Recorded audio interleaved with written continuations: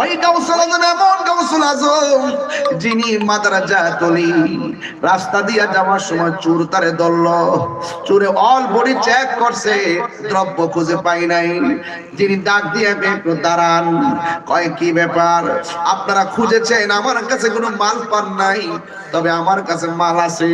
কয় কোথায়?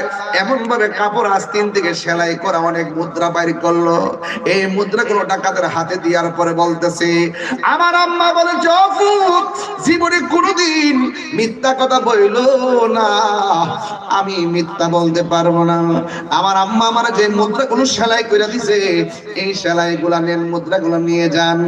এবার ওই মুহূর্তে গাউসুল আজমের সামনে ডাকাতগুলা ডাক দিয়ে কয়, জীবনে কত মানুষের কাছ থেকে ডাকাতি করেছি, মাল রাখার জন্য কত জোরাজুরি করে, আর আমরা সবাই মিলে খুঁজলাম কিন্তু মাল পেলাম না, আর নিজের মাল নিজে কইলা দিয়া দেয় এমন জাতের মানুষ তার পেলাম না। হুজুর গাউসুল আজম কয়, আমার আম্মা বলেছ জীবন যদিও যাবে